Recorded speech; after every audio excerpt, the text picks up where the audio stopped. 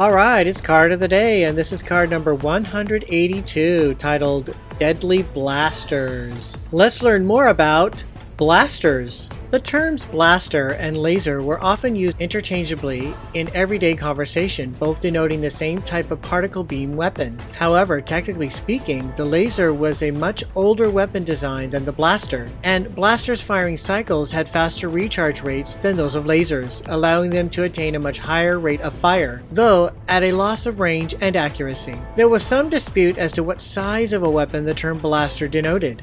For example, blasters were commonly thought of as handheld weapons only, but starship-mounted blaster cannons could fall into this category as well. Instead of firing a coherent beam of light like the archaic laser, the blaster fired a compressed, focused, high-energy particle beam that was very destructive, commonly referred to as a bolt. Generating the bolt relied on two components: a gas cartridge filled with an energy-rich laser gas, typically Tibanna, and a power pack. When the blaster was fired, a small amount of gas moved from the cartridge through the heater valve into the gas conversion enabler chamber, commonly called the exciter. In this chamber, the power pack energized the gas before it passed into intense energy particles coupled with intense light. The particle beam was then focused through a prismatic crystal or a similar device, which generated a deadly high-energy particle beam fired from the emitter nozzle as a bolt of glowing energy. The color of the bolt depended on the gas used and the type of focusing device, and could vary from red to blue to orange to white. A side effect of firing blasters was the gas conversion enabler heating up as gas was energized by the power pack, which would cause blasters to overheat, sometimes to the point of destruction. Additionally, a small amount of ozone was emitted as a trace product of the bolt emerging from the emitter nozzle,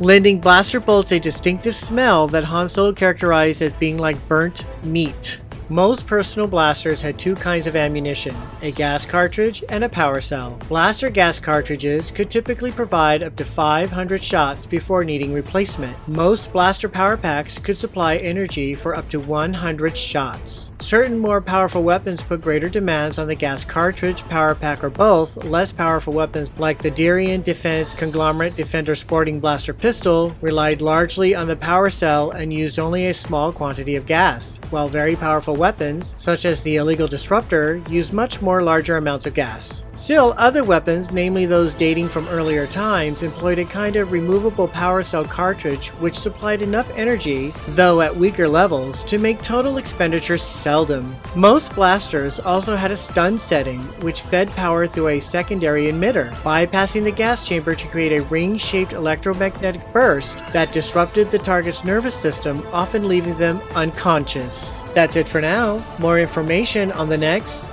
Blasters card. And now it's the back side of the card, and it's a puzzle piece with part of C-3PO. Well, that's the card of the day. Look out for the next card. Thank you for watching Star Wars Obsessed Card of the Day. If you liked this video, give it a thumbs up. You can also follow Star Wars Obsessed on Facebook and Instagram.